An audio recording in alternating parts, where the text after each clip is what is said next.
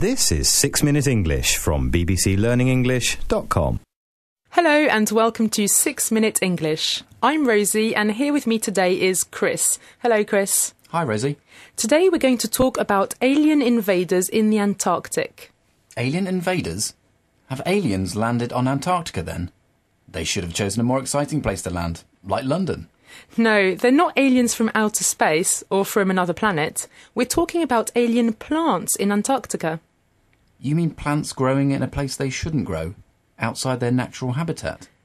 That's right. We're going to find out more in a minute, but first it's time for today's question, Chris. So are you ready? I am.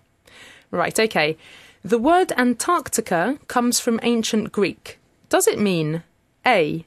White Arctic land, B. Southernmost continent, or C. Opposite to the Arctic? Well, I think I might go for A. White Arctic land. We'll find out whether you're right or wrong at the end of the programme. But first let's talk about these alien plants. It's strange to think about Antarctica as a green continent, isn't it?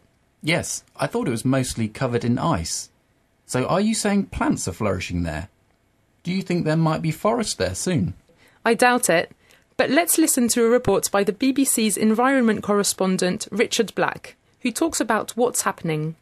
What phrase does he use to mean plants have started to grow?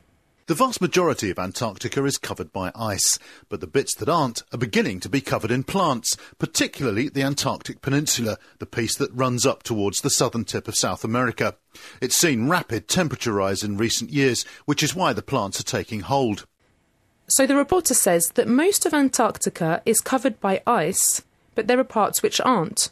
Yes, and in the bits that don't have ice, there are plants starting to grow, or taking hold.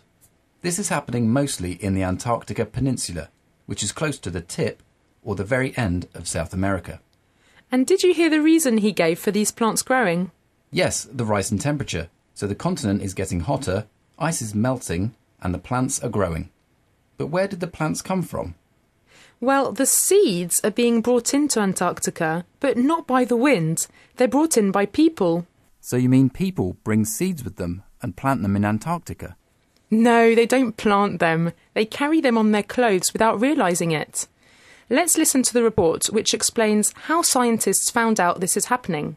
How does the reporter describe searching scientists and tourists?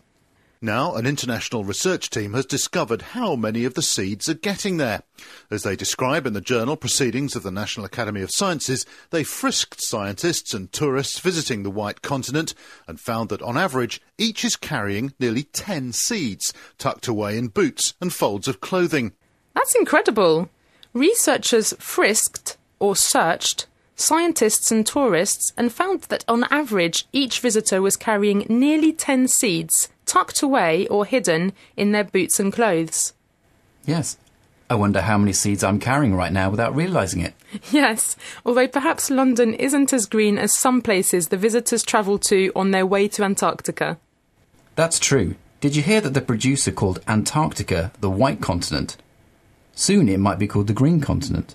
Well, the plants aren't growing everywhere, but the continent is becoming a bit greener.